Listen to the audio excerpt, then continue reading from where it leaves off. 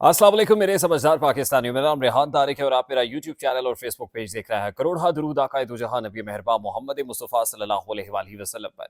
इस दुआ और इस उम्मीद के साथ इस व्लॉग का आगाज़ करते हैं कि अल्लाह रब्बुल इज़्ज़त इस मुल्क के फैसला साजों के दिलों में समझदार पाकिस्तानियों के लिए नरमी पैदा कर दे।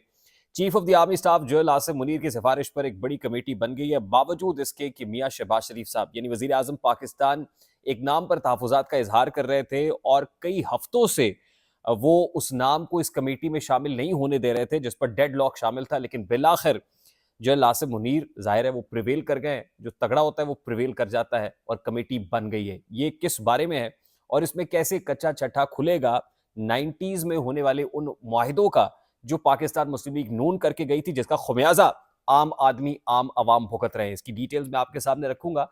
लेकिन उसके साथ साथ जनरल साहिर शमशाद मिर्जा ने भी आज एक बड़ी इंपॉर्टेंट मुलाकात की है, chairman joint chiefs of staff committee ने, वो भी आपके सामने रखूंगा। लेकिन उससे पहले मैं बुशरा बीबी से मुतालिक जो अच्छी खबर है, जो बड़ा रिलीफ है, जो बुशरा बीबी को आज इंसदादी दहशतगर्दी की अदालत के जज एजाज आसिफ साहब की अदालत से मिला है, वो ये कि उनको जो 9 मई के 12 मुकदमात है जिसमें नॉमिनेट किया गया था, उन 12 मुकदमात से डिस्चार्ज कर दिया गया है। ये एक बहुत बड़ी खबर है, ये एक बहुत बड़ी डेवलपमेंट है। सलमान सफदर साहब जो बुशरा बीबी के वकील है, उन्होंने दलाइल दिए और ख़ास तौर पे जो चार्ज फ्रेम किया गया था अगेंस्ट बुशरा बीबी, उसको उड़ा कर रख दिया गया। उसमें लाजवाब कर दिया जब जो प्रोसिक्यूशन की टीम है और जो वकला है दूसरी तरफ के, तो ज़ाहिर है फिर कोई और रास्ता बचा नहीं था। इसमें जीएचक्यू पे हमला हो, आईएसआई के दफ्तर पर हमला हो और उस समय जो 12 मकामात हैं, 12 मुकदमात 9 मई के कायम किए गए थे अगेंस्ट बुशरा बीबी और अल्टीमेटली इंसदाद दहशतगर्दी अदालत से इन 12 के 12 मुकदमात के अंदर जिसमें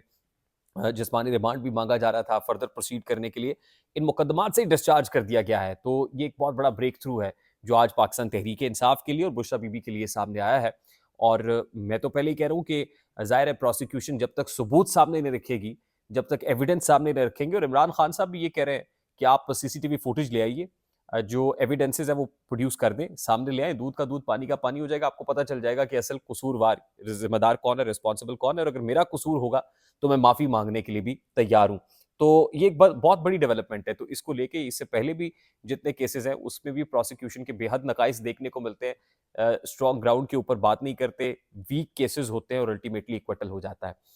अब आज जो एक और बड़ी डेवलपमेंट हुई है वो ये है कि जनरल आसिम मुनीर की सिफारिश पर एक कमेटी बनाई गई है और ये कमेटी कॉन्स्टिट्यूट की गई है आईपीपीस के साथ बातचीत करने के लिए, आईपीपीस के साथ मामलात को तय करने के लिए।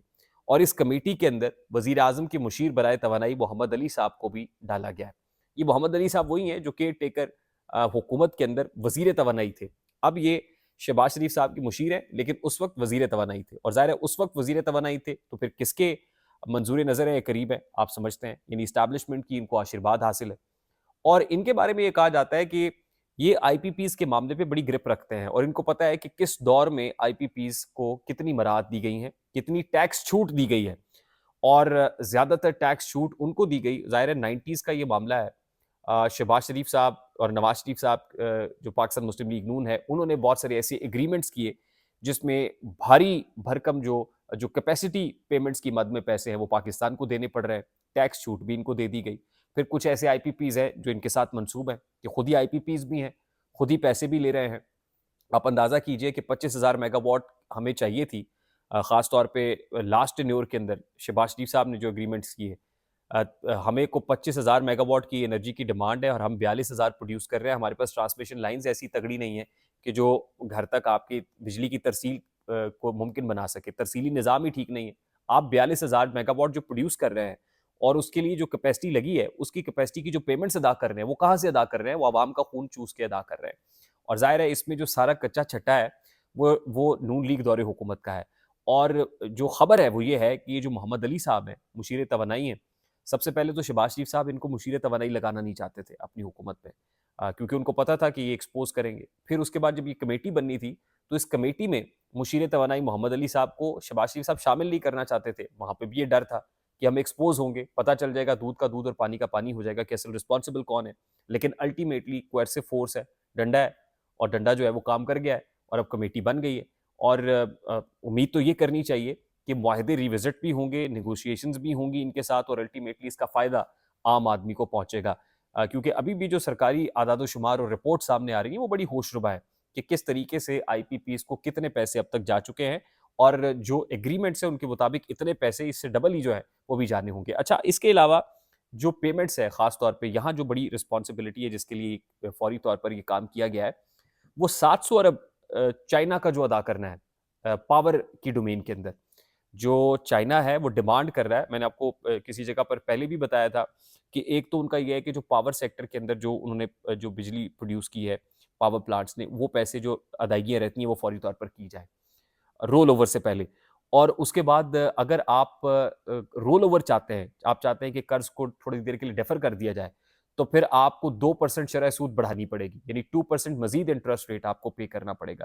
تو چین جو ہے وہ اتنی آسانی سے رول اوور دینے کے لیے تیار نہیں، اور اگر وہاں سے رول اوور نہیں ہوتا تو پھر آئی ایم ایف بھی ہمیں پیسے نہیں دے گا، جس کے لیے اب یہ کمیٹی بنا کے تو چین کو بھی بتایا گیا ہے کہ بھائی ہم اس کے اوپر کام کر رہے ہیں اور پیسے بھی آپ کو ادا کر دیے جائیں گے۔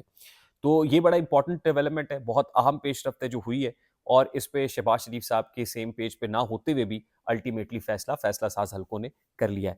اچھا، تیسری امپورٹنٹ یہ ہے کہ آج جو اولمپئن ہے ارشد ندیم صاحب، ماشاءاللہ وہ بڑے بڑے گھروں کے مہمان بن رہے ہیں۔ ہم نے بھی ان سے رابطہ کیا، لیکن ابھی شاید چھوٹے گھر والوں کی باری نہیں آ رہی کہ کوئی انٹرویو پہنچ جائے۔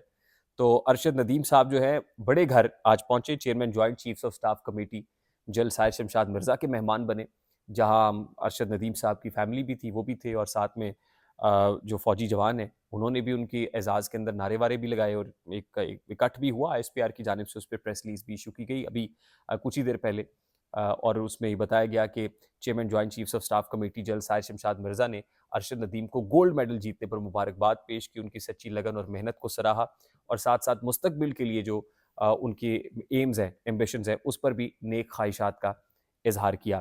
تو اور پھر جو ہے وہ اپریسیشن اس لیول کے اوپر ہونا، ظاہر ہے کہ اولمپئن کا خون بڑھ جاتا ہے، اور جس انداز میں ارشد ندیم کے ساتھ ابھی مالی طور پر بھی مدد ہو رہی ہے، ویلکم بھی کیا جا رہا ہے، ڈھارس بھی بدھائی جا رہی ہے، تو اس کے ساتھ ساتھ ریکویسٹ تو ہماری یہ بھی ہوگی وہ اولمپئنس جو اپنے گولڈ میڈلز کو بیچ کے گزر اوقات کرنے جوگے ہوئے، جو رکشہ چلانے پہ مجبور ہے، جو کوئی تنور کے اوپر روٹیاں لگا رہا ہے، جو کوئی سابق اولمپئن جو ایڑیاں رگڑ رگڑ کے یہ اپنی جو ہے علاج کی غرض سے پیسے مانگتے ہوئے بیچارہ ایڑیاں رگڑ رگڑ کے مر گیا، تو اس کا بھی کوئی پرسان حال نہیں ہے۔